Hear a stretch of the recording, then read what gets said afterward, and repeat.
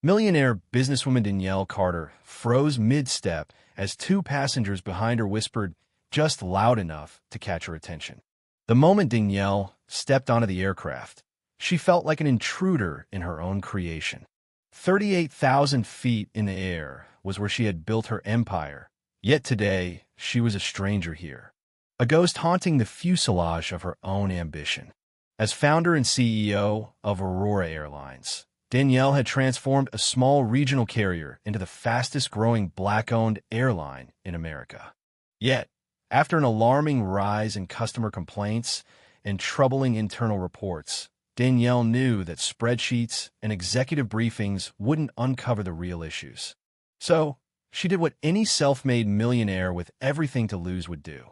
She disappeared, right into plain sight. Her pulse raced as she settled into seat 27B, economy class, middle seat, wedged between a dozing teenager and a nervous businessman. Exactly where she needed to be to understand what was really happening at her company. What she couldn't have predicted was that the hushed conversation she overheard from the row behind her would change not just Aurora Airlines, but her life forever. Danielle Carter had always been told she had two strikes against her, being Black and being a woman, in an industry dominated by men who looked nothing like her. But she had proven them wrong by forging a third option, being unstoppable. And yet, some truths could only be uncovered when you were willing to become invisible. Sometimes, the most dangerous revelations came from those who didn't know they were being heard. This is what happens when the Queen of the Skies trades her crown for a disguise and discovers the kingdom she built might be rotting from within.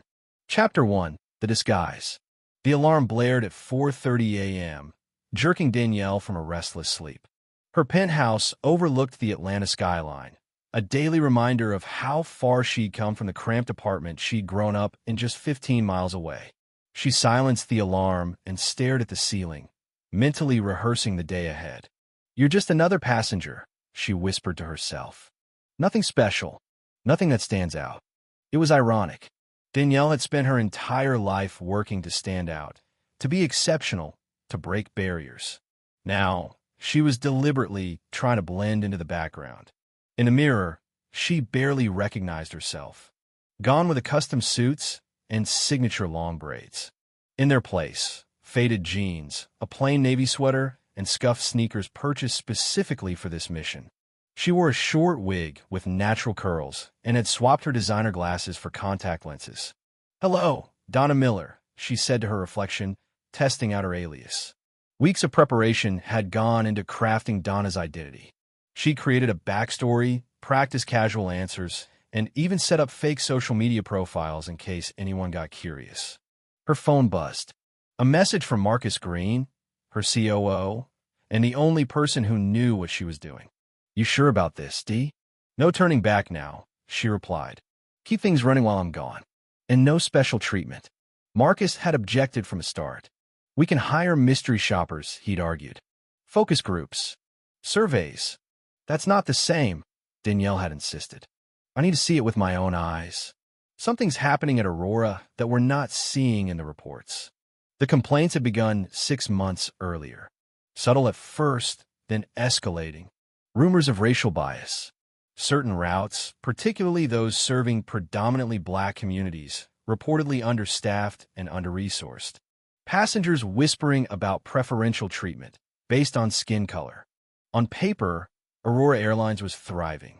5 years after Danielle leveraged everything she owned to buy a struggling regional carrier, Aurora now served 50 cities.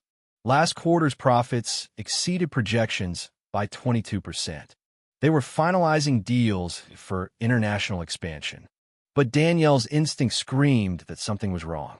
She grabbed her small carry-on and paused at the door, glancing at a photo of her parents on the entryway table. "Watch over me," she whispered. Chapter 2. Disappearing in plain sight. Her Uber driver was chatty, a welcome opportunity to practice being Donna. "Heading to Chicago?" he asked. "Yeah," she answered with a slight southern drawl. "Visiting my sister." "First time flying Aurora?" the driver continued. Danielle's pulse jumped. "Why do you ask?" He chuckled and pointed at her phone screen. Shows on your itinerary. Danielle smiled politely. I just picked the cheapest flight. Well, you're in for a treat. My cousin works for them. Says the boss lady runs a tight ship. Danielle bit back a grin as they pulled up to the terminal, where Aurora stylized a logo, rising wings she had sketched on a napkin during the company's darkest days, gleamed proudly. Inside, she immediately noticed issues. The check-in line snaked too far for a Monday morning. Only 3 counters were open. Danielle made mental notes.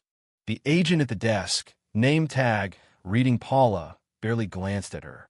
Boarding pass and ID. Danielle handed over the fake documents, her heart pounding.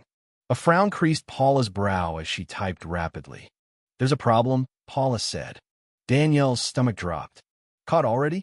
You've been upgraded to premium economy, Paula explained. But that doesn't seem right. Did you purchase an upgrade? No, Danielle replied quickly. Must be a glitch, Paula muttered. Putting you back in 27B.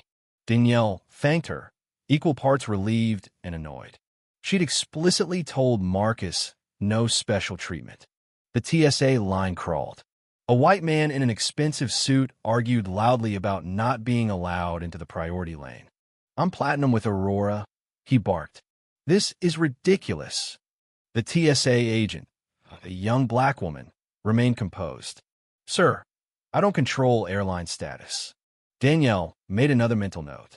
Aurora's loyalty program needed review. At a nearby coffee shop, she overheard 2 flight attendants. They cut staffing again, one whispered, and were supposed to prioritize premium passengers for water service. Everyone else has to ask. Danielle's grip on her coffee tightened. She'd brought on Richard Temple, their new VP of operations, to streamline efficiency, not degrade service. At the gate, Danielle watched how agents interacted with different passengers. There was a subtle bias. A smile held longer here, a dismissive glance there. It was small but real. Chapter 3. The Whispered Conversation. Her seatmate, James Turner, introduced himself as a pharmaceutical sales rep. First time flying Aurora? He asked. She nodded. It was better when they first started, he admitted. Service has slipped. Danielle barely responded before the safety demonstration began.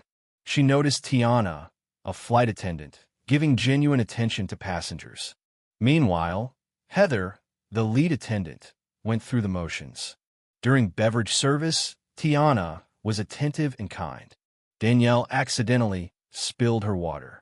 Tiana jumped to help without hesitation. You got lucky, James whispered after Tiana moved on. Some of the crew act like we're an inconvenience. Danielle was about to respond when she caught a conversation from the row behind them. I can't believe we have to fly this airline, a woman muttered. But the client insisted. It's the diversity optics. Her companion snorted. Reverse discrimination, if you ask me. Smiling at black passengers and ignoring us. Danielle's heart pounded. They were talking about her airline. About her. And her policy to ensure fair access wasn't playing the race card. It was leveling a playing field rigged for years. Was this an isolated sentiment? Or something more widespread? Chapter 4. Gathering Evidence. Back in Chicago that night, Danielle debriefed Marcus. Someone had upgraded her without permission. More troubling, Richard Temple had apparently forged her signature on new service protocols prioritizing premium passengers.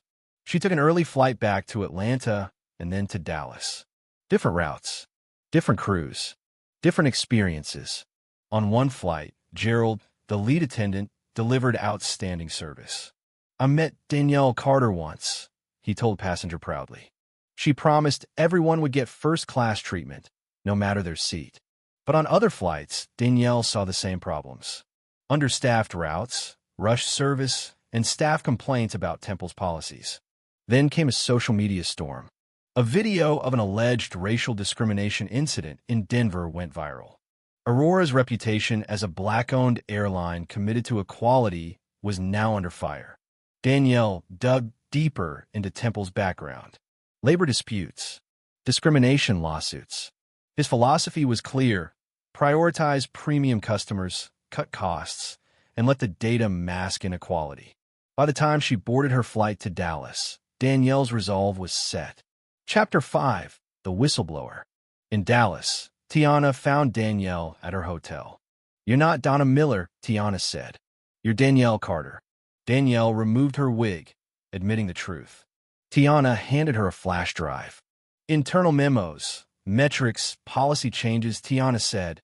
"Temple's creating 2 Auroras, one for affluent white passengers, another for everyone else." Danielle pored over the files. Fraudulent documents, manipulated data, discriminatory staffing. "This ends now," Danielle said. Chapter 6. Reclaiming the Airline. Gerald helped coordinate key crew for her final flight back to Atlanta. Marcus scheduled an emergency board meeting.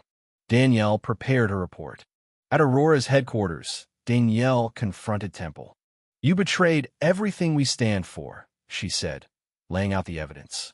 The board unanimously voted for Temple's termination for cause. Danielle sent a company-wide message. Aurora was returning to its founding principles. Chapter 7. The Rebirth of Aurora Airlines. 6 months later, Danielle stood before passengers on a flight to Chicago. 6 months ago, Aurora lost its way, she said. Today, we've not only restored our commitment to dignity and equality, we've made it stronger. Customer loyalty was at an all-time high. Bookings were up 23%. Tiana and Gerald now led Aurora's revitalized training programs. As Danielle sat in row 27B once more, a passenger beside her smiled. "First time flying, Aurora?" "No," Danielle smiled. "I've been here from the beginning." And at 38,000 feet, Danielle Carter knew the true Aurora Airlines had just taken flight again.